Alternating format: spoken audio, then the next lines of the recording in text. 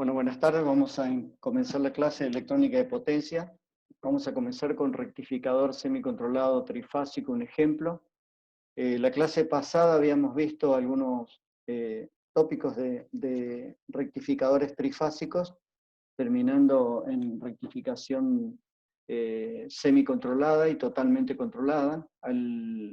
Ahora lo que vamos a ver es un ejemplo práctico. Que ustedes a su vez tienen un ejercicio de trabajo práctico parecido, nada más que no es semi-controlado, sino totalmente controlado. Las especificaciones típicas pueden ser el tipo de carga, en este caso se especifica carga resistiva, una corriente máxima de 100 amperes, la tensión que varía desde su valor máximo posible según el ángulo de conducción o de retraso de los tiristores, hasta 100 voltios como tensión mínima. Tensión de carga en la carga controlada por un lazo cerrado, nosotros vamos a analizar solamente el lazo abierto. Tensión de entrada trifásica, la clásica, 380 trifásico, 50 Hz con neutro. Se pide un circuito de arranque sin protección contra cortocircuitos ni protección con falta de alguna fase. Puede darse el caso que la red trifásica le falte alguna fase y el rectificador empieza a perder su forma porque falta una fase. Entonces, hay circuitos que detectan la falta de una fase y me mandan un código de error diciendo, bueno, tendría que hacer una toma de decisión que ocurriría según el tipo de carga. Si una carga resistiva tal vez no importa, pero sí no habría posibilidad de obtener la máxima tensión posible, porque está faltando una fase. La rectificación no reversible, de hecho es no reversible porque la carga es resistiva, y la tensión de control es de 0 a 15 voltios. La tensión de control estándar suele ser de 0 a 5 o de 0 a 10, pero bueno, acá elegimos un valor no estándar. ¿Cómo sería un diagrama en bloque de un rectificador de este tipo? Bueno, el rectificador, el bloque, estaría puesto acá. Un filtro, si haría falta o no. Luego una regulación. Una generación de base de tiempos, el drive para los tiristores.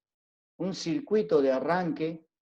El circuito de arranque suele tener ciertas consignas. Por ejemplo, que la tensión del circuito de alimentación alcanza su valor nominal y a partir de ahí active el driver, por eso va al driver, active el drive de los tiristores porque si no, cuando prendemos el equipo, puede darse la situación de que entra en zona no lineal porque las tensiones no están en su estado estacionario y el circuito de control envía una señal no deseada de mando al tiristor y el tiristor comienza a conducir cuando en realidad no se requería.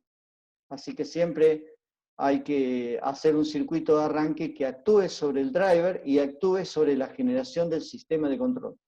Así que va hacia el control y hacia el drive. Luego, si se requiere lazo cerrado, habrá un circuito de regulación con una tensión de referencia en base a los valores requeridos de regulación. Y eso hará cambiar el ángulo de retraso de los tiristores. El sensado de línea se requiere para detectar los puntos de sincronismo, para detectar cuál es el punto cero, a partir de ahí producir el ángulo alfa de retraso de los tiristores. Así que ese sería más o menos un diagrama en bloque de un rectificador. Si tomamos la red de entrada trifásica, tenemos los puntos en los cuales puede digamos, producirse el retraso a los tiristores, y el cero, en realidad, lo definimos aquí. Lo mismo para el... Me dice que mi conexión de internet es inestable. No sé si ustedes me están escuchando bien. ¿Me escuchan bien? Bueno, acá tengo los ceros. Se lo escuché bien, profe, pero el video está... Sí, me dice que mi conexión de internet no está muy buena. Así que pido disculpas si por ahí se corta. Llegado a cortarse alguna vez, esperen un rato que yo conecto otra computadora y seguimos en línea. A veces tarda un poquito. Así que no se vayan si hay una falla del sistema. De última quedan ustedes en línea haciendo Profe, así. Sí, escucho. quizá si apaga su cámara le consume menos ancho, se transmite bien la presentación y el audio. Bien. Y ahí corté la cámara. Ahí corté la cámara.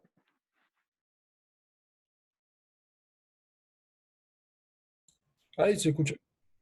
Bueno, vamos a seguir y Lo escucho bien, profe. cualquier cosa me avisa.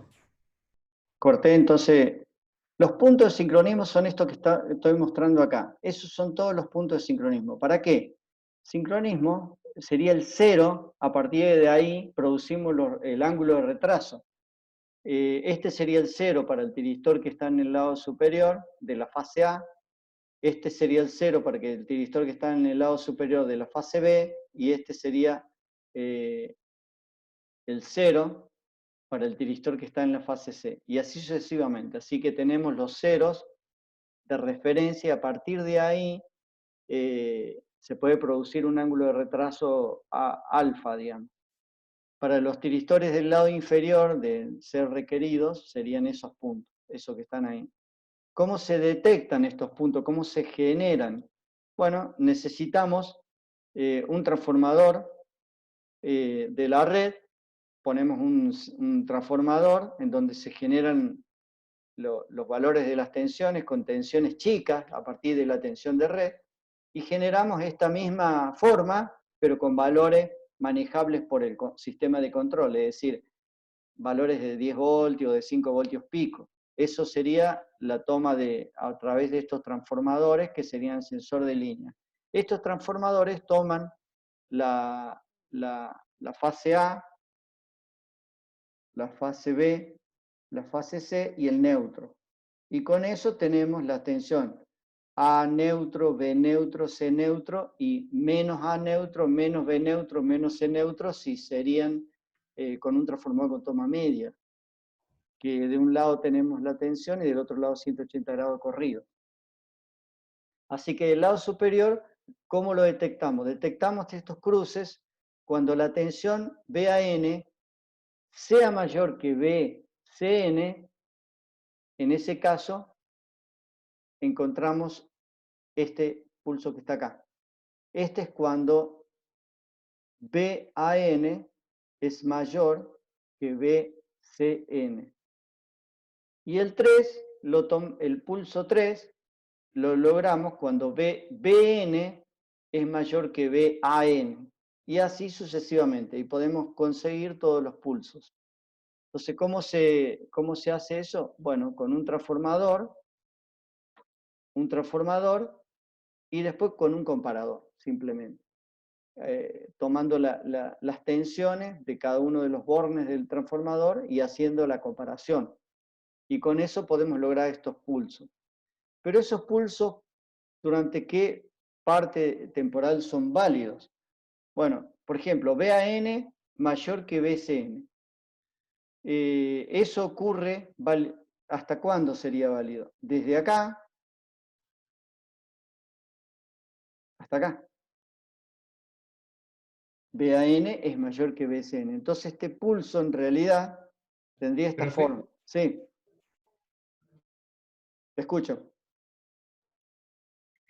No, ahí le preguntaron por el chat, ¿los transformadores no producen variación en fase?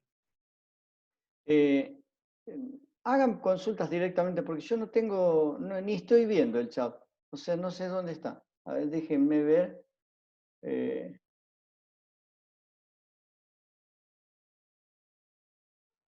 Directamente deténganme y pregunten.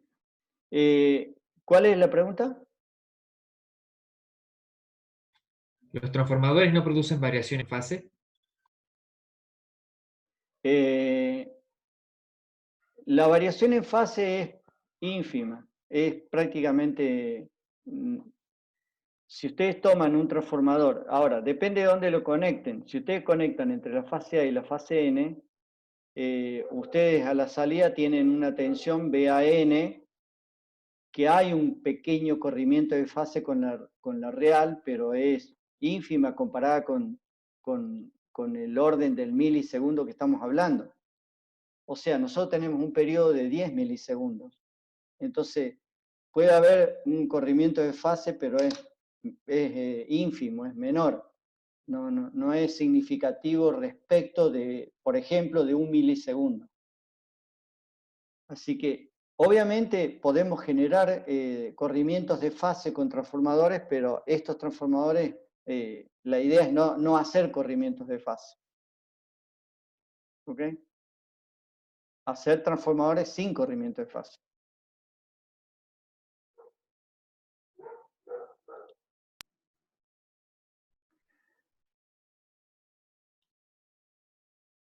¿Ok?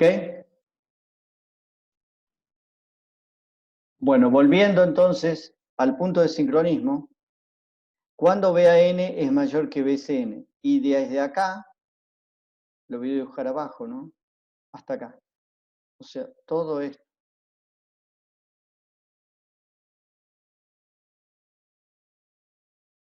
Pero ¿qué ocurre? Aquí, en este instante, hay un disparo del tiristor siguiente o una posibilidad de disparo siguiente. Entonces el sincronismo se produce ahí y a partir de ahí tenemos de nuevo otros 180 grados.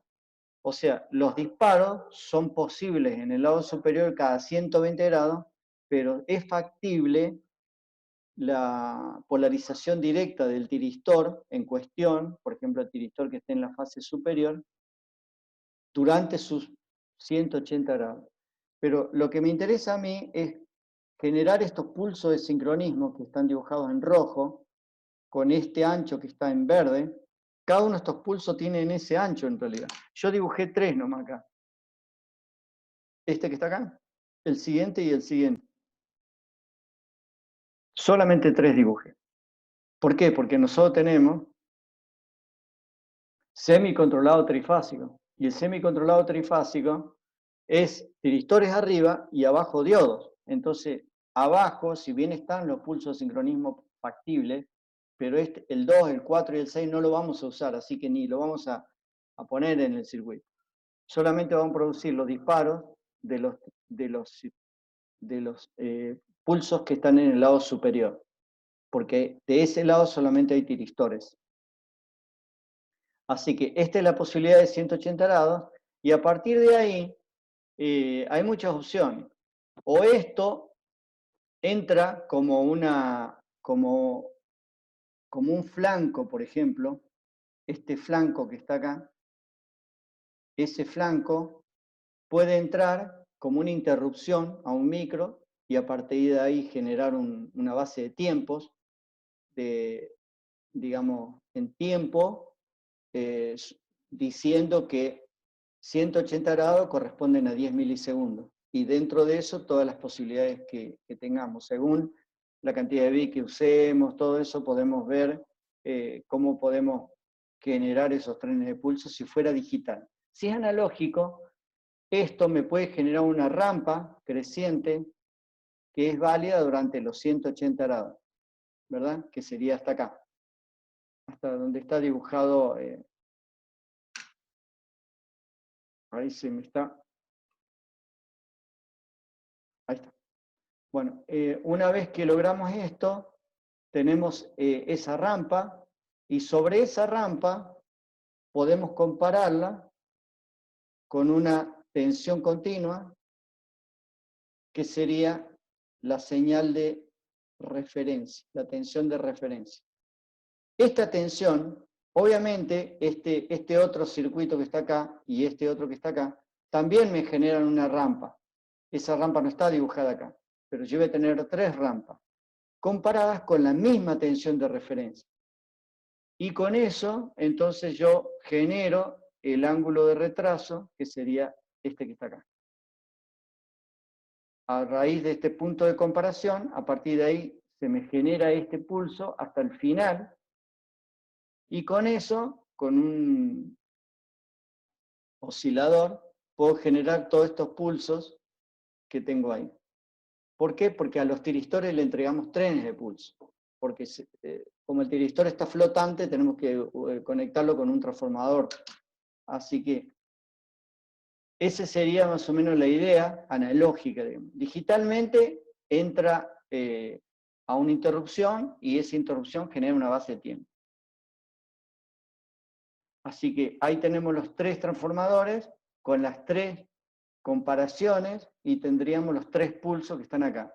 Eso me va a generar esta rampa que está aquí, lineal. Una rampa lineal se genera, esto es bloques, digamos, con un generador de corriente constante y la carga de un capacitor. Y cuando se da esa situación, que sería ese pulso, digamos, me abre un transistor y el capacitor, como empieza a ver corriente en su borne, digamos, empiezo a ver la tensión aquí, una tensión que crece linealmente. ¿Por qué crece linealmente? A partir de ese pulso que abre este transistor. Cuando lo abre, la corriente que está llegando para allá, continua, constante, me carga de forma lineal. El objetivo sería que la tensión pendiente, que es esta que estábamos viendo acá, esta pendiente, esa pendiente alcance a los 15 voltios, que es la tensión de referencia, justo en 10 milisegundos. Entonces, cuando la compare con un comparador, con una tensión de referencia, que es esta que está acá, me va a generar, entonces, con cualquier valor de tensión de referencia que varía entre 0 y 15 voltios, con la mitad estaría justo en pi sobre 2. Y así puedo ir variando la tensión de control y que significa, esos valores de tensión significan los ángulos de retraso. Uno de los puntos es que los 3, acá está dibujado solo uno, pero hay 3, uno para cada uno de estos, las 3 rampas tienen que ser, obviamente están corridas en fase, en 120 grados, pero cada una de estas rampas tienen que llegar exactamente al mismo valor en un lapso de tiempo, obviamente corrido, pero en un lapso de tiempo de sus correspondientes 10 milisegundos. Como los capacitores que uno pone siempre son reales y tienen una variación bastante importante en su valor, y no podemos poner capacitores ultra caros, entonces lo que se hace es que el generador de corriente sea ajustable. Entonces, ajusto ese generador de corriente para cada uno de los 3, de manera tal de que alcance justo a los 10 milisegundos la tensión máxima de control, para que las comparaciones sean similares. Y que estas pendientes sean similares para las 3 rampas. Eso se ajusta cada uno tendrá un ajuste del regulador de corriente. El circuito sería algo así como esto. Este es un ejemplo de cómo sería un circuito. La generación de corriente constante, bueno, esta es la llave que abre, y este es el capacitor que estábamos hablando, y todo este circuito que está acá, es el generador de corriente constante. El generador de corriente constante se genera con una resistencia R, con un transistor y un Zener. Y el valor, entonces, sería el siguiente. B Zener menos, supongamos que sea 0,7 de caída, dividido R, esa es la corriente que estoy usando para acá. Y este valor del Zener, lo puedo aprovechar y poner en el otro transistor, ya no tengo que al transistor siguiente, al generador de corriente constante siguiente, volver a poner un Zener. Uso el mismo. Y ya este borne genera la corriente para el transistor siguiente sobre el capacitor siguiente. Estos valores elegidos son valores de de décimas de microfaradios, del orden de 470 nanofaradios, algo así. No tienen que ser valores muy chicos. Bueno, con eso selecciona el valor de corriente de manera tal de que alcance justo los 10 milisegundos. Ahí quedaría entonces, este sería entonces el circuito típico que uno utiliza para estos casos. Está dibujado solo uno, pero hay tres de estos. Una vez que se produce la rampa, acá en este borne, acá estaría la rampa que alcanza los 10 milisegundos y 15 voltios. Y tiene que ir ahora al comparador. Entonces, viene por acá y va al comparador. Que sería este, ¿no?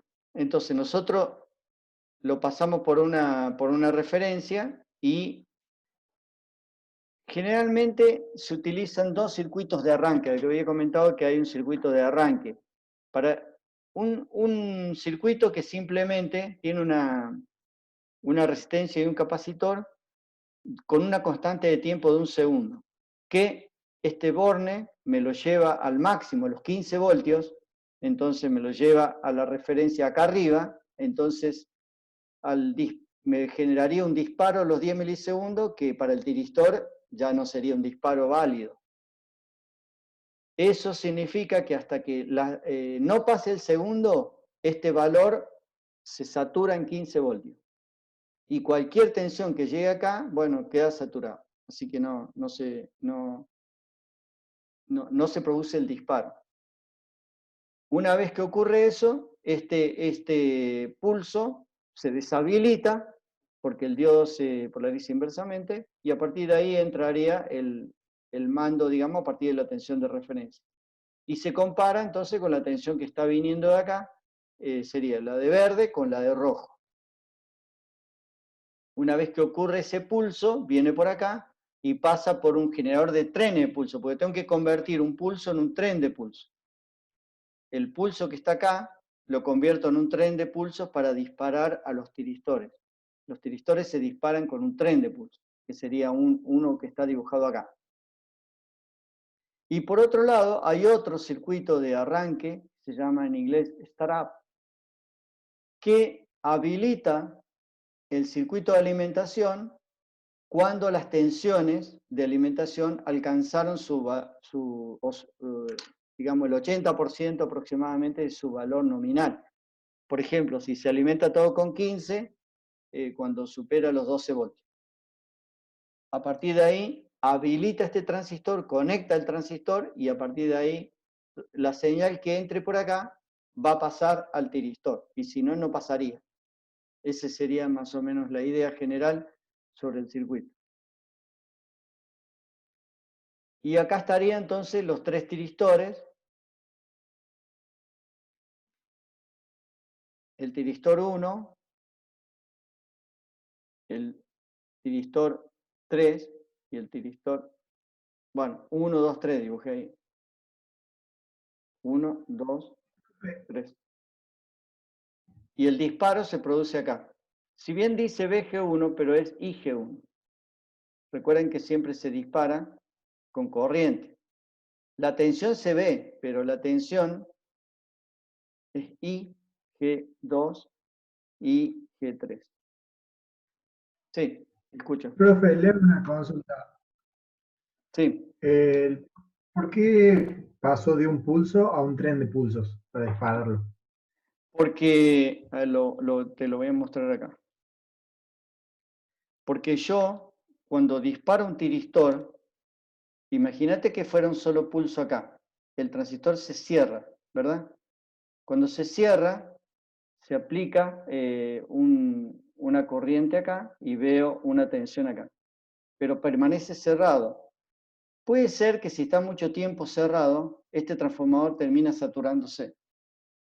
Porque la saturación de un transformador ocurre cuando lo tenés cerrado mucho tiempo.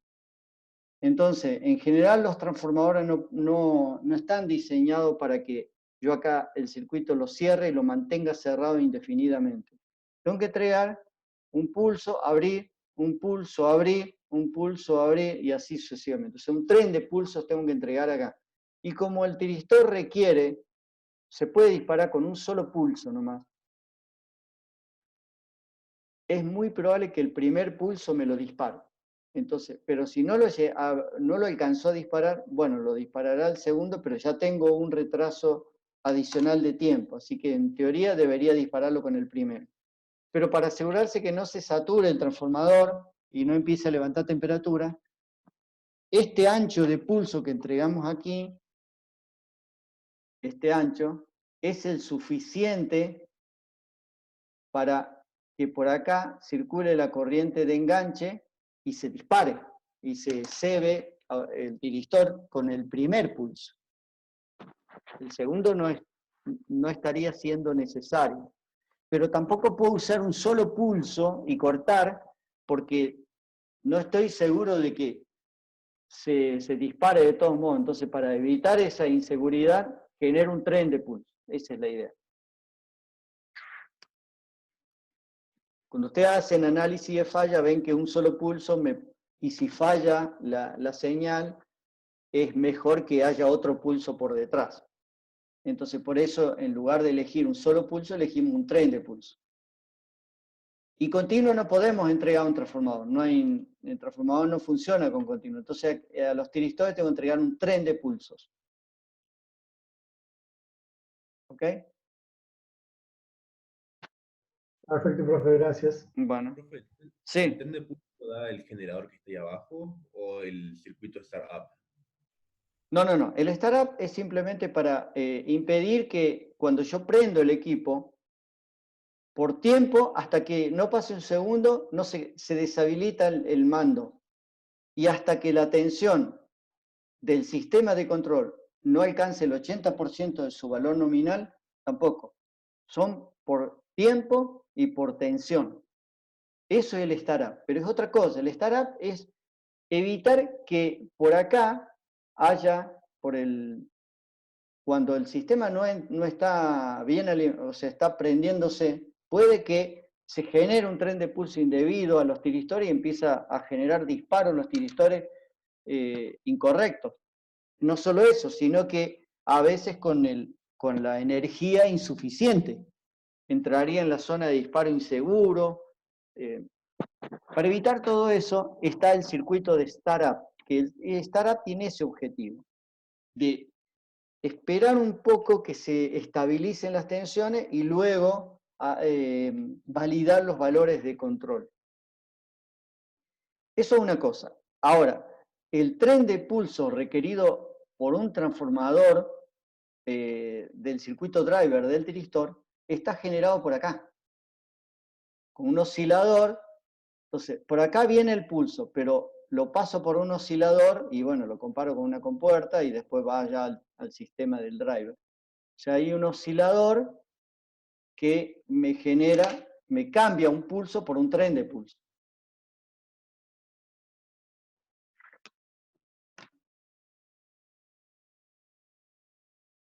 ¿Ok? Perfecto. Bueno, si vamos a los valores de las tensiones, tomamos que Q vale 3, o sea, trifásico, tensión máxima entre fases y neutro, 311. La tensión inversa máxima podría haber sido 311 por radio 3, pero bueno, usando la fórmula, me da 539 voltios. Ese es para el cálculo del tiristor, la tensión inversa máxima que tengo que elegir en el tiristor. La corriente media y eficaz es la corriente máxima sobre Q, el promedio, y la corriente máxima sobre raíz de Q, el eficaz. Y para 100 amperes de corriente máxima pedida por la carga, tengo que elegir un tiristor cuyo valor promedio sea de 33,3 o más y cuyo valor RMS sea 57 o más. Después, los ángulos de retraso, se utiliza esta fórmula, que es la fórmula que habíamos visto para semicontrolado, y habíamos visto dos casos de forma de onda, y justo en 60 grados cambia la forma de la onda. Así que vemos, cuando es 60 grados, cuánto vale la tensión para estos casos en particular. Aplicamos la fórmula y me da 385 voltios. Cuando tenga 360 grados de ángulo de retraso, voy a tener 385 voltios, y a partir de ahí en adelante, para abajo, digamos, para tensiones más bajas, la forma de la tensión cambia. Habíamos visto, una tiene esta forma.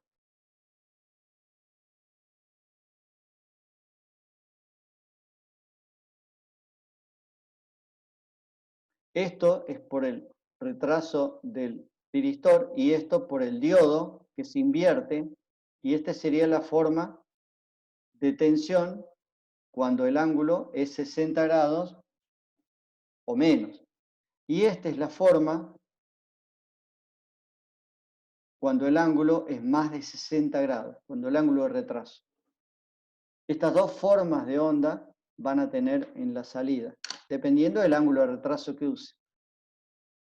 Y esta es la tensión, me salió mal.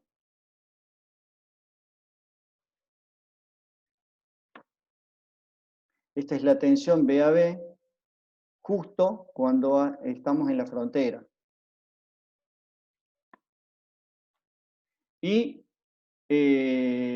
la otra pregunta que me queda averiguar es cuando, como se quiere que varíe de 100 hasta B máximo, la pregunta es cuánto vale alfa para 100. Entonces le pongo aquí 100 en el cálculo, utilizo esta fórmula, de ahí despejo alfa. Y alfa sería esto. 100 por pi sobre 3 por 311, seno de 60 grados, el arco coseno, menos 1, y bueno, me da 127 grados. Es el ángulo de retraso para que la tensión sea 100 voltios. Entonces, va a ser 127 a 0. De 0 hasta 127 voy a tener como tensión máxima 513 voltios y como mínima 100 voltios, entre 513 y 100. Y con ángulo de retraso, 0 para 513 voltios y 127 para 100 voltios. Y esos serían los ángulos de retraso. Y después lo que me quedaría es elegir el tiristor. Bueno, buscando un datasheet de Semicron, este es un ejemplo, puede ser cualquier tiristor en realidad, viene un pack directamente con el diodo y el tiristor. Viene así o viene con todo el circuito entero, es decir, los 3 diodos y los 3 tiristores. En este caso elegimos este pack y cuyo valor RMS es 75 amperes, promedio 48, y el valor máximo no repetitivo es mucho mayor que 100, tiene que asegurarse uno que sea mayor que 100, el valor repetitivo. Y con eso, entonces, fíjense que aquí me pide como promedio 33 y 57, y yo en el datasheet tengo 48 y 75, así que entraría bien. Y la tensión inversa máxima me daba 539 y este tiristor tiene 800, así que andaría perfecto. Este dispositivo andaría bien. Y en el datasheet del tiristor tenemos el IGT y el VGT, que es 150 mA y 3 voltios. Así que vamos allá, al datasheet. Entonces, ponemos un poquito más, en lugar de 3 voltios ponemos 4, un poquito más arriba, y en lugar de 150 ponemos 5 veces IGT, o sea 0,75. Lo ponemos bien adentro, que sería acá. O sea, elegimos dentro de la zona de disparo seguro. La zona de disparo seguro es todo esto, es esta limitación, acá. Y lo ponemos más o menos por ahí. Y el driver que elegimos es este tipo de driver, del tipo de transferencia directa que vimos en una clase. Y entonces vamos a tener acá 0,75 amperes y acá vamos a tener 4 voltios. Y con eso hago la relación de transformación y la cantidad de vueltas del primario, como les expliqué en la clase cuando vimos tiristor. Este tipo de circuito es digamos, más aconsejable el tipo forward, porque cuando tenemos el pulso de disparo acá, de corriente, tengo el pulso de corriente acá, de forma de transferencia directa. Así que este circuito es apropiado. Tengo que ver 0,75 amperes y 4 voltios cuando el transistor se cierra, cuando Q1 se cierra. Y obviamente va a estar cerrado durante el pulso que habíamos dicho. Después se apaga y de nuevo se cierra y después se apaga y así. Son alrededor de 3 pulsos que se utilizan para esto. Acá tiene un ejemplo, cómo sería un layout. Sí. El ancho del pulso, ¿qué se recomienda o qué condiciones hay que cumplir de ese tren de pulso? Claro, el ¿Lo ancho mínimo posible? No, lo mínimo no. Lo que tienen que tener en cuenta es el siguiente. Tienen que analizar la carga. Depende de la carga. Si como en este Bien. caso la carga resistiva no va a haber mucho problema, pero cuando la carga es resistiva inductiva, cuando yo cierro el tiristor, la corriente Sí, tiene esta forma, pero cuando menos inductiva sea, la corriente tiene más amplitud. Entonces va a alcanzar más bien, rápido en tiempo a la corriente requerida para el enganche, que es el IL, el I de latching. Y a partir de ello podría cesar, sí, o sea, puede apagarse esto, que el tiristor sigue enganchado. Entonces yo tengo que analizar el tipo de carga. va a En ser, base a la claro, carga. En mi caso, en este caso, no hay problema porque la carga es resistiva. Así que inmediatamente produzca el disparo, bueno, entonces el bien, ancho, vamos a usar un ancho de algún orden del milisegundo. Pero en otros casos puede ser, tienen que analizar la carga, tienen que ver la pendiente de crecimiento de la carga y ver cuándo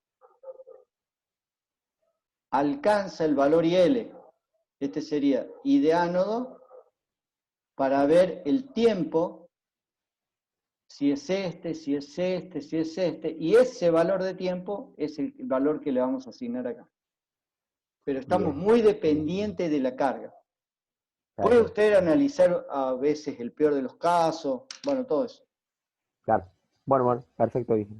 Respecto al layout, este es un layout típico para utilizar. Fíjense que ahí yo tengo los 3 tiristores, cada uno tiene un tiristor y un diodo.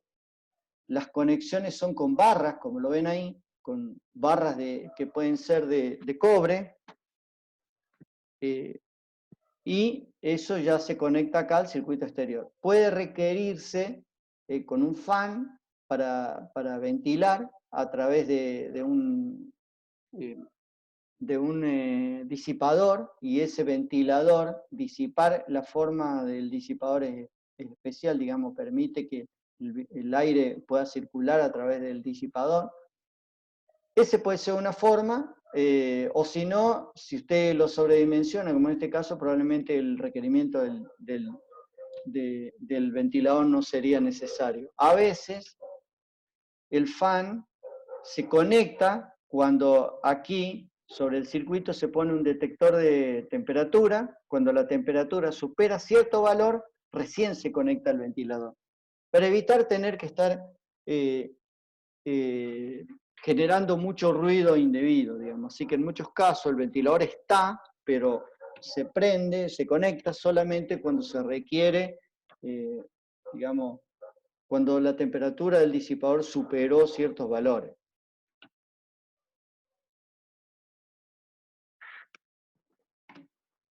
Bueno, con esto entonces terminaríamos rectificación de potencia.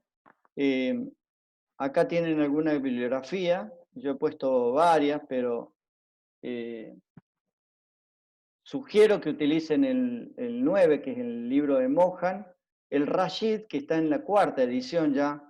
El Hart es un muy buen libro, es bastante parecido a los otros, así que cualquiera que usen estaría bien, digamos. Todos los libros, el Rashid o el Mohan, son los libros más recomendados, digamos. Pero hay otras bibliografías muy interesantes que ustedes pueden utilizar para complementar lo que está en el apunte.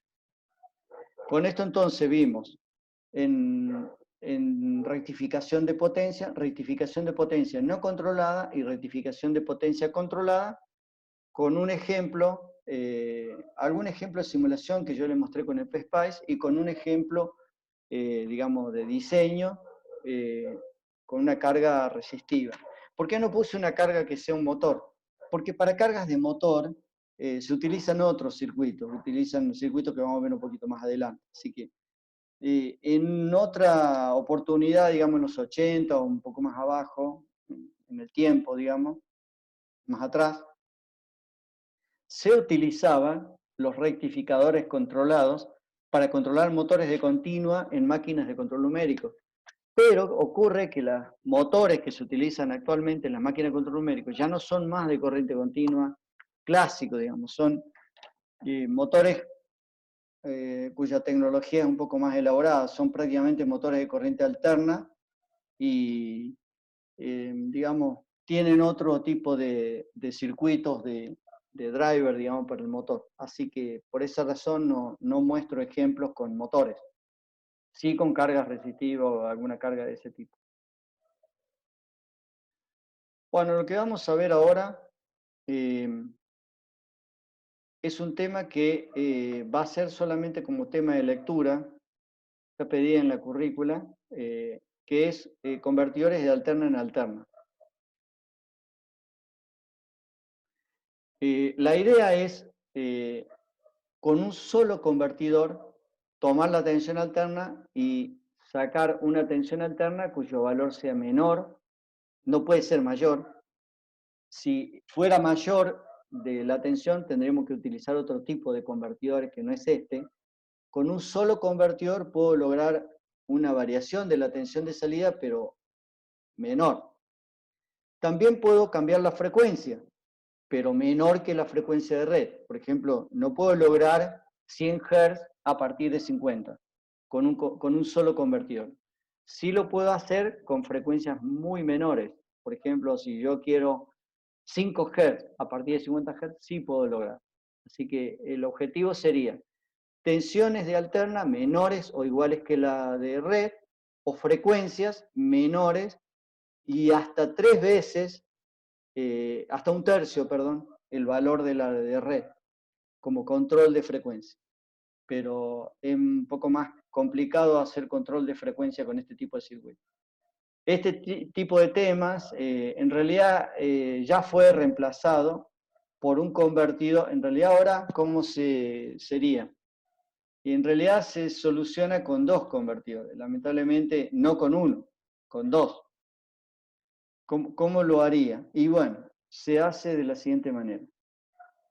Yo tengo el convertidor, alterna, de acá, de alterna a continua, y luego otro convertidor de continua a alterna. Pero son 2 convertidores. Con esto yo puedo lograr a la salida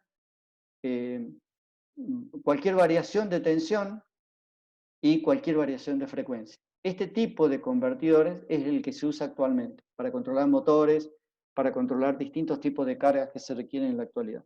Esta conversión se utilizó en digamos, en algunas aplicaciones, pero se están utilizando muy poco actualmente. Voy a mostrar 2 casos que se pueden... Ingeniero, ese que acaba de nombrar, el que usan las UPS. El UPS utiliza un caso de esto, pero no este. Este puede ser utilizado en UPS, pero UPS muy básicos o UPS muy, digamos, sí, muy básicos. Los UPS que se llaman, hay 2 tipos de UPS, UPS online y offline. Vamos a ver UPS, por eso no quiero entrar mucho en detalle. Sí, yo porque por ahí me adelanto un poquito porque también estaba viviendo por el tema del rendir final, por eso también hago algunas cositas nada más. Sí, bueno, se utiliza ese para el UPS online. Esa sería la respuesta. Claro. Está, perfecto, gracias. Bueno, estos convertidores de alterna en alternas pueden ser de ciclo completo o de regulación por fase, o ciclo convertidor, que es cuando variamos la frecuencia de la salida. Hay monofásicos y trifásicos con un bloque de tiristores generalmente son tiristores. TRIAC está dibujado acá que hay, pero los TRIAC tienen un problema, que tienen la DVDT muy crítica, muy baja, y tienen tendencia al autocebado, así que es difícil que nosotros podamos utilizar TRIAC en aplicaciones de electrónica de potencia. Vamos a ver uno de los dos métodos, que es regulación de ciclo completo. La idea sería la siguiente. Una carga que tenga una constante de tiempo muy grande comparada con la red, o sea, comparada con el periodo de la red, que son 10 milisegundos. Dicho esto, yo necesitaría varios pulsos, podría utilizar varios pulsos o varios ciclos, y por ejemplo 10 como mínimo, pero de 10 a 100 ciclos, y con eso utilizar algunos ciclos y algunos ciclos no. Algunos ciclos sí y algunos ciclos no, y con eso el promedio generar el valor de la tensión eficaz aplicada en la carga que yo quisiera. Pero esto implica una carga que sea, digamos, de una constante de tiempo muy lenta. Por ejemplo, para calentadores. Para calentadores podría servir. Yo puedo utilizar algunos ciclos conecto y otros ciclos no conecto. Eso es mucho más eficiente porque tiene un factor de potencia elevado, digamos. Porque yo estoy aprovechando mucho y estoy eliminando la distorsión de la forma de onda de la tensión. Acá la forma de onda de tensión es exactamente la de la red.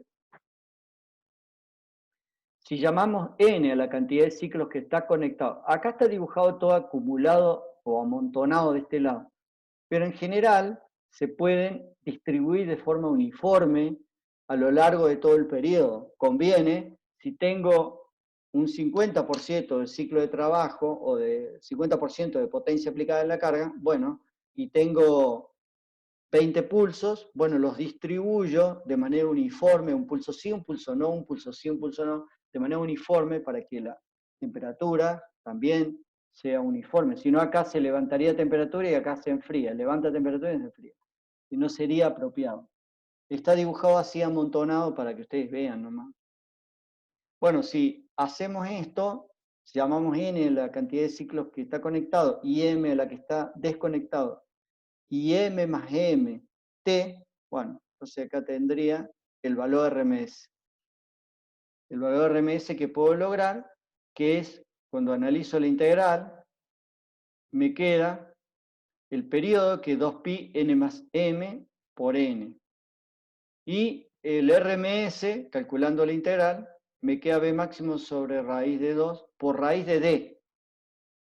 Y d es el ciclo de trabajo, que es la cantidad de pulsos que está conectado a n sobre el periodo.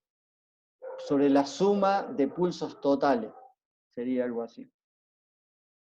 Y de esa manera puedo ver que la tensión RMS es controlable con la cantidad de pulsos que utilice. Según la cantidad de la relación de ciclo de trabajo, que es cantidad de pulsos sobre cantidad de pulsos conectados sobre cantidad de pulsos total, con eso puedo regular la potencia aplicada en la carga. Y eso es todo, o sea, es muy sencillo el circuito, muy sencillo de implementar. El valor promedio de la corriente es IT máximo sobre pi por raíz de d, y el valor RMS es IT máximo sobre 2 por raíz de d. Ese sería el valor promedio y RMS que se podría utilizar. Este tipo de aplicaciones se pueden utilizar para calentadores de tipo resistencia, no más que eso. No se pueden aplicar en motores porque la constante de tiempo de un motor eléctrica es incluso mucho más baja que 10 milisegundos, así que no podrían utilizarse ese tipo de control para controlar un motor. Sí, para una resistencia. Vamos al otro método, regulación por fase.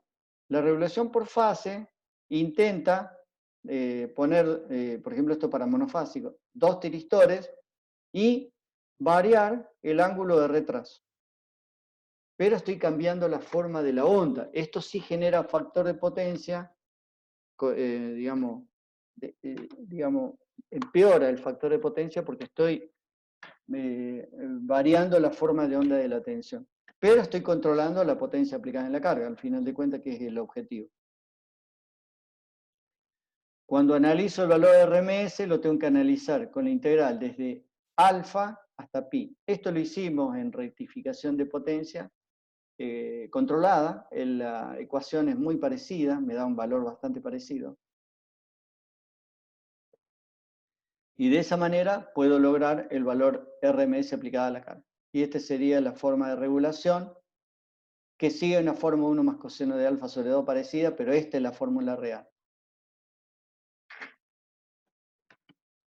Así que con esto yo puedo lograr el control de la potencia aplicada en la carga simplemente produciéndole un retraso de ángulo de disparo a los tiristores. La corriente promedio sigue la forma 1 más coseno de alfa sobre 2, tal cual lo vimos en rectificación de potencia. ¿Qué pasa cuando la carga es resistiva e inductiva?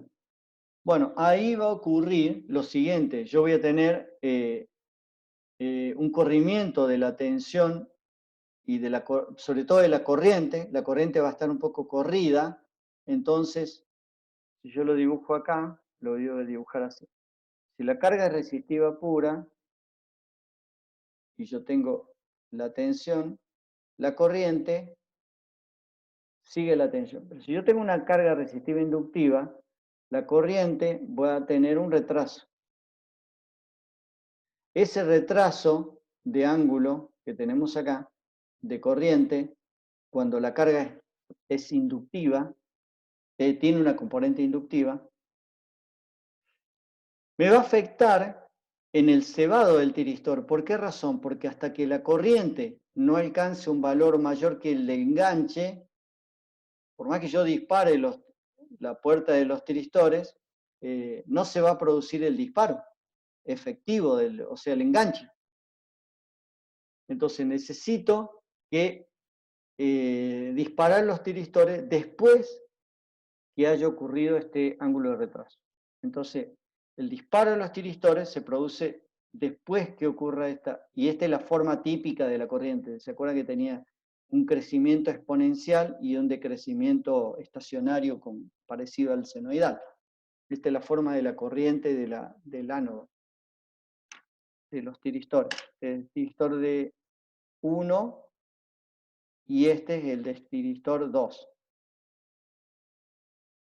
Pero yo tengo que producir el disparo después que la corriente, digamos, alcance su valor distinto de 0, cruce por 0. Bueno, ese sería el valor que le llamemos phi, que es el valor de corrimiento entre la corriente y la tensión. Entonces, el ángulo de disparo va a ser entre phi y pi. Esa sería la idea. Y cuando tiene una componente inductiva, este valor pi puede extenderse hasta beta. Lo hemos visto en rectificación de potencia. Bueno, este cálculo es el mismo que vimos en rectificación controlada, así que sería un cálculo similar. Y el ángulo sería desde alfa hasta beta en este caso, para el caso de un convertidor de corriente alterna. Así que los cálculos son los mismos que vimos en rectificación de potencia.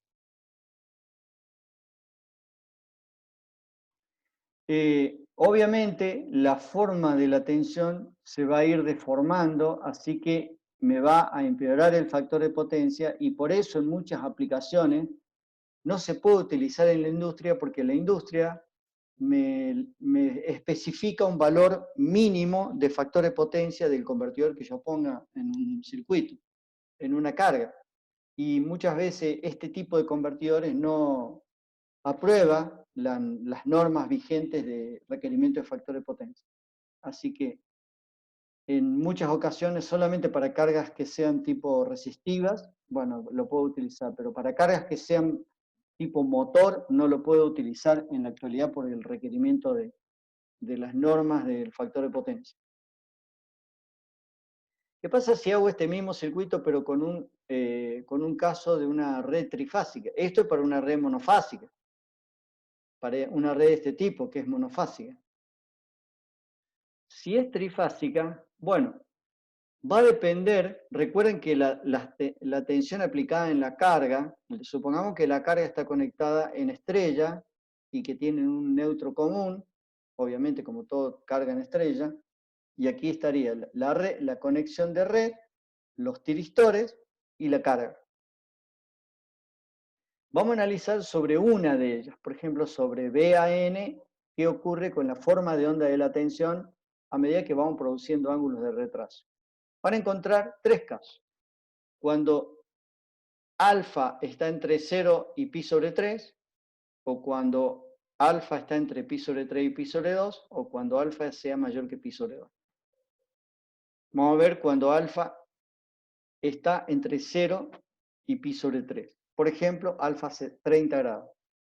Esta es la tensión de entrada, y cuando es 30 grados, el disparo estaría ahí, pero nosotros producimos un retraso de 30 grados.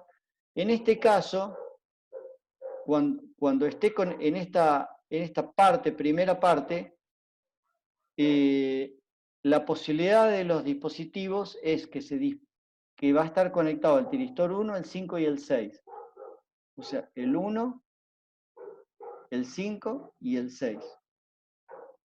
Y lo que ocurre en este caso, eso hasta acá. Ahí este dispositivo, el que venía con la fase C, se corta, ahí se corta, y de este lado, fíjense que el 6 está...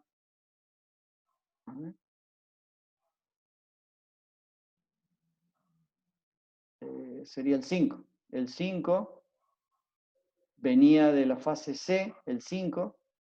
El 5 se corta y queda el 1 y el 6 solamente. Ahí cruza por 0 y se corta el tiristor 5. Y quedan solamente el 1 y el 6. Y acá, si yo tiro una línea, van a observar,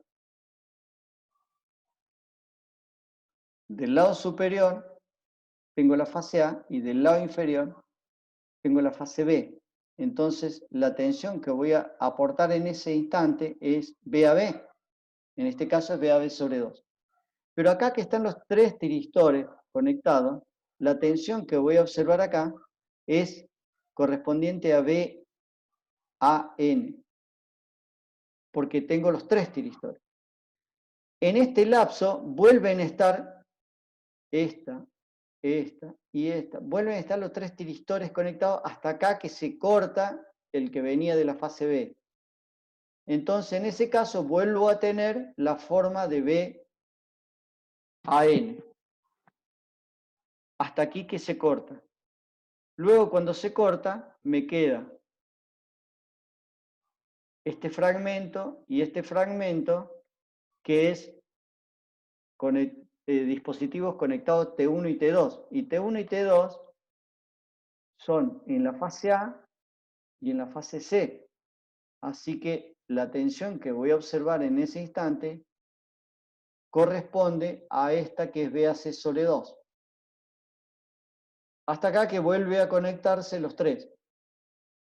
Y de nuevo tengo un fragmento de BAN. Entonces, si ustedes observan, la forma de onda que tengo a la salida es una composición entre BAB, entre BAN y entre BAC, dependiendo de la fase. Y fíjense qué deformada que quedó. Eso no ocurre en aplicaciones monofásicas.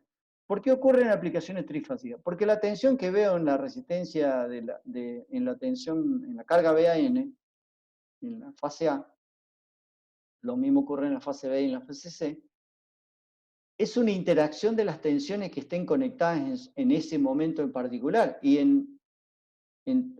durante los 120 grados de conducción, ocurren todas estas posibilidades para este ángulo de conducción, para 30 grados. O sea, en este caso se da esta condición de que conducen 3, o conducen 2, conducen 3, o conducen otros 2.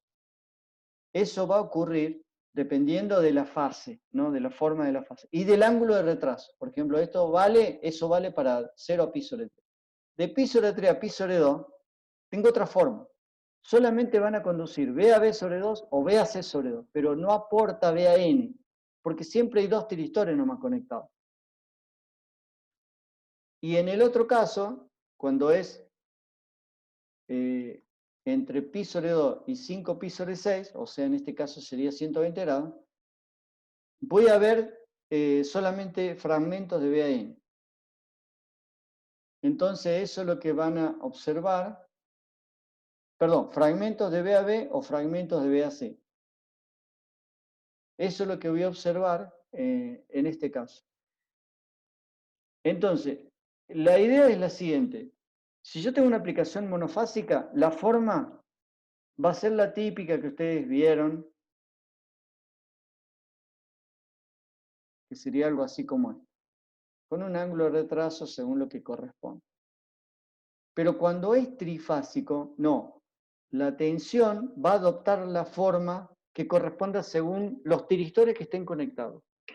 Y los tiristores se conectan de acuerdo a cómo se cortan cuando cruza por cero y depende mucho de su circuito. Y esto es para carga resistiva. Para carga resistiva inductiva se complica mucho más porque hay un corrimiento de la corriente y hay un corrimiento del ángulo de fase en los cuales se corta cada uno de estos tiristores. Así que la forma, yo dibujé una forma nomás, pero va adoptando distintas formas según ustedes vayan viendo el caso. Así que no esperen en una tensión trifásica cuando producen ángulo de retraso con tiristores, encontrar una forma parecida como veían en monofásico. Van a ver bastante deformada porque depende mucho de la interacción entre los tiristores. Eso para cuando está conectado en estrella. Cuando está conectado en triángulo, ya no lo puse en el ejemplo, pero también adopta distintas formas. O sea, esperen encontrar distintas formas de tensión aplicada en la carga. También podría estar conectada las cargas entre la red y al final los tiristores, conectado en estrella o conectado en triángulo. Todas esas opciones son, y las formas de onda de tensión sobre la carga, también se van a ver modificadas.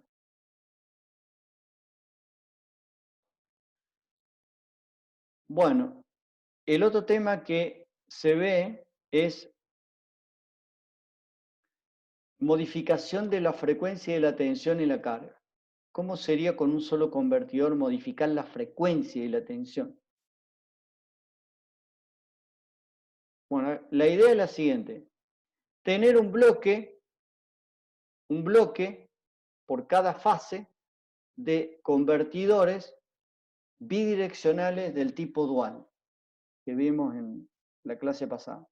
O sea, un convertidor con el tiristor con corriente positiva y otro con corriente negativa. Lo voy a dibujar de manera sencilla para aplicaciones monofásicas, es decir, hacer un rectificador de este tipo, de onda completa, con los tiristores puestos para este sentido, y este otro con los tiristores puestos para el otro sentido. Si bien está puesto I1 con este sentido, pero la circulación de corriente es para este lado. Bien, dicho esto, entonces vamos a ver cómo funciona esto. La idea es la siguiente. Yo tengo una tensión de red que tiene esta forma y con estos convertidores del lado de arriba puedo generar, digamos, el primer pulso, digamos, lo retraso un ángulo de disparo.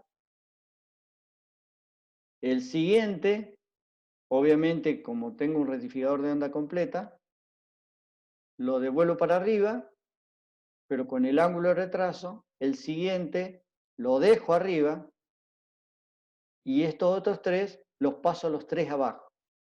Eso lo puedo lograr con este bloque.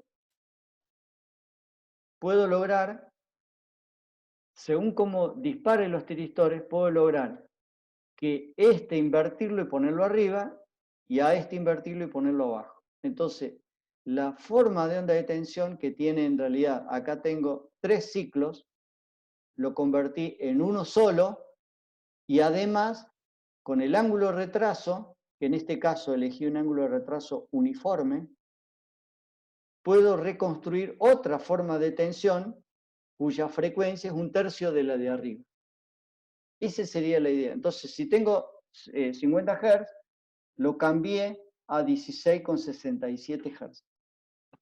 Y la tensión la puedo cambiar simplemente a estos tiristores cambiando el ángulo de retraso. Entonces el ángulo de retraso puedo lograr una tensión más alta o más baja. Y eso es todo. El ciclo convertidor tiene este principio de funcionamiento. Reconstruir la forma de onda de tensión hacia la carga a partir de una tensión cuya frecuencia obviamente es mayor.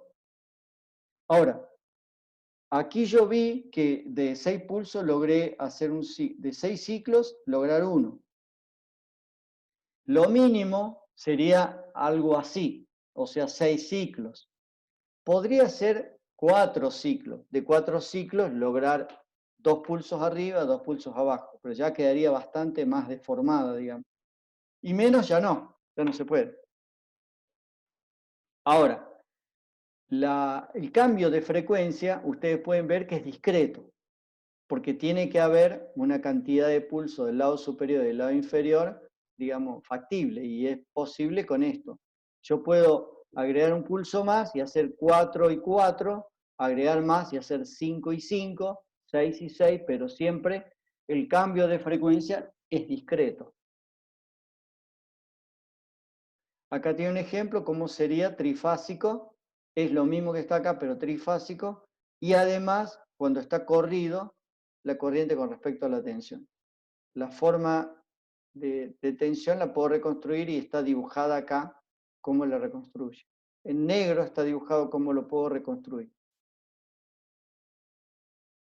Este sería un ejemplo con bloques de tiristores, trifásico obviamente. Necesitaría trifásico de este lado y trifásico de este otro lado con una red trifásica obviamente.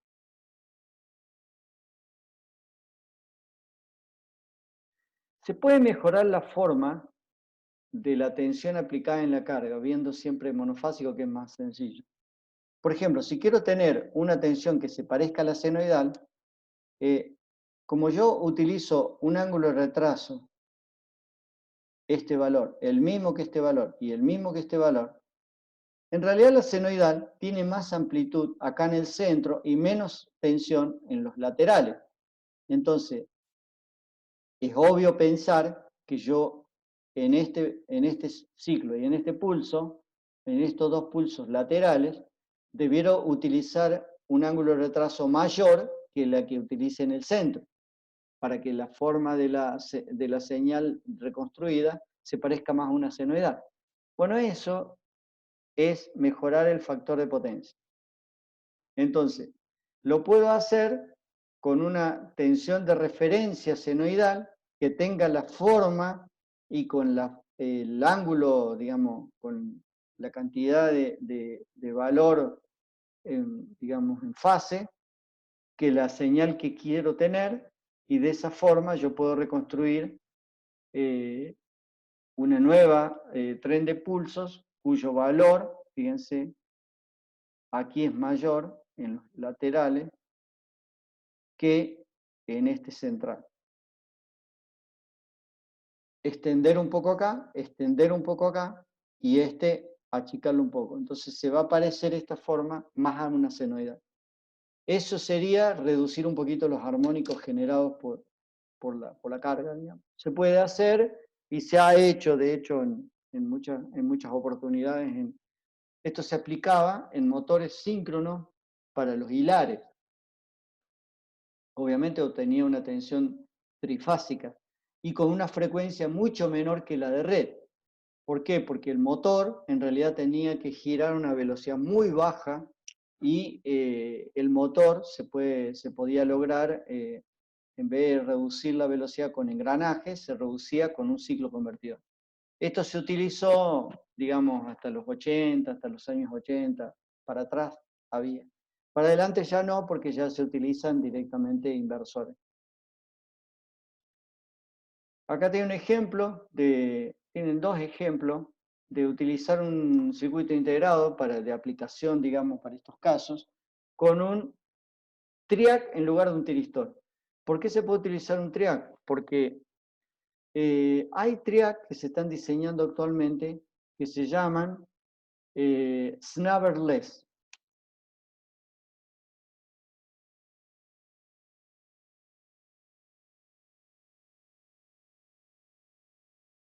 estos TRIAC tienen una DVDT mucho más alta de la que se podía lograr, digamos, décadas atrás.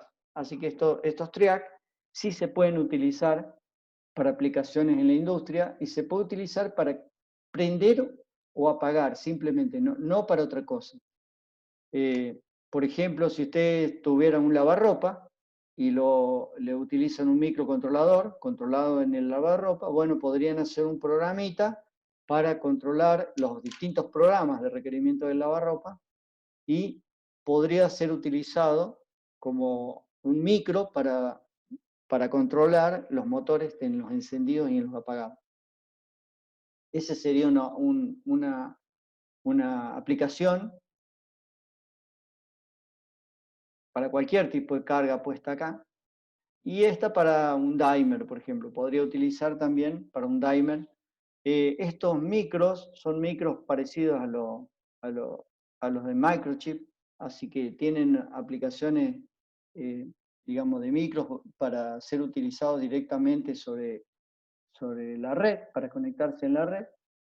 Y Microchip también tiene opciones de este tipo para ser utilizadas en aplicaciones industriales de bajo requerimiento. Este tipo de aplicación ya no se utiliza más porque las lámparas de dimer ya no son más con 12 voltios, sino son con LED. Así que este tipo de aplicación tendría que directamente borrarla de la punta. Quedaría solamente esta. Cada vez se aplica menos, digamos, se utilizan menos este tipo de circuitos. Bueno, de nuevo, este tema, que es el capítulo 4, es muy cortito, por eso lo di en media hora. Es un tema de lectura, no va a entrar en, digamos, va a entrar como preguntas de múltiple choice o algo así, pero no más que eso. No va a entrar como tema en un parcial o en un final. El capítulo 4 es solamente como tema de lectura y puede entrar como una pregunta simplemente en un múltiple choice, nada más. Preguntas muy conceptuales. Porque este capítulo ha sido prácticamente reemplazado por otros convertidores que vamos a ver un poquito más adelante. Bueno, básicamente lo que le pudimos hacer hoy es terminar con rectificación de potencia y ver este capítulo, que es muy cortito como para llenar el tiempo que nos sobraba. Y la clase que viene vamos a ver un tema que es muy importante en la cátedra, que es fuentes conmutadas. Así que vamos a ver ese tema a partir de la clase que viene. Bueno, ¿preguntas?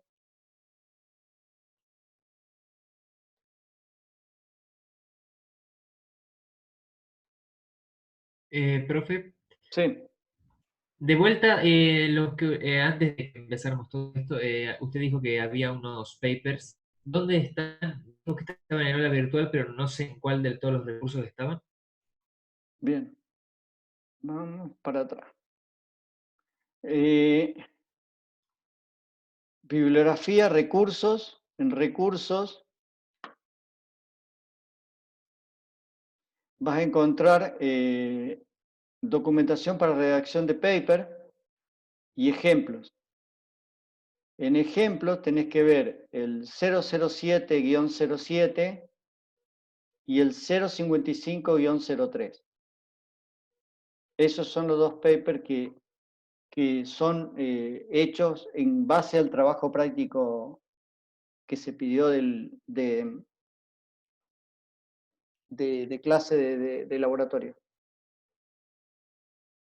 Estos dos alumnos redactaron los papers sobre ese tema, pero obviamente ampliaron lo que estaba en la guía de trabajo práctico y la mejoraron sustancialmente. Están muy bien elaborados estos dos papers, así que por eso los dejé como ejemplo de cómo ustedes deberían hacer un paper. Hay otros ejemplos, así que vean algunos que están acá. Si ustedes tienen dudas sobre algún trabajo que quisieran hacer, tenemos muchos papers hechos de años anteriores que les pueden utilizar ustedes de guía para hacer sus propios trabajos. Profe, los temas del paper, ¿hay alguna guía o es a buscar nosotros? Ustedes elijan el tema que quieran dentro de los temas que se dan en clase, o sea, eh, como ustedes tienen que entregar la propuesta del paper después, tipo agosto, se recomienda que ustedes, digamos, elijan hasta fuente conmutada o hasta inversores. Los papers traten hasta ahí. Para adelante no, porque todavía ustedes ya tienen que empezar a trabajar con el paper, porque ustedes en septiembre más o menos deberían ya estar trabajando en el paper para poder entregarlo a fin de año y tener tiempo en hacerlo. ¿Me entienden? Así que deberían elegir temas yo les recomiendo que elijan hasta control de motores continuos, o un poco menos, hasta inversores. Y tiene que ser algún tema relacionado con la cátedra, con los temas que estamos dando en la cátedra. Por ejemplo, en rectificación, pueden ustedes hacer un paper sobre rectificación trifásica con algún tipo de carga y analizar la potencia, el valor medio, el valor eficaz, y simularlo y ver si los valores que ustedes calcularon corresponden con las simulaciones. Eso puede ser un tema de paper. Perfecto, gracias. Bueno, listo. Entonces cierro la grabación y si quieren alguna consulta más, la hacemos fuera de línea. Muchas gracias y nos vemos la clase que viene.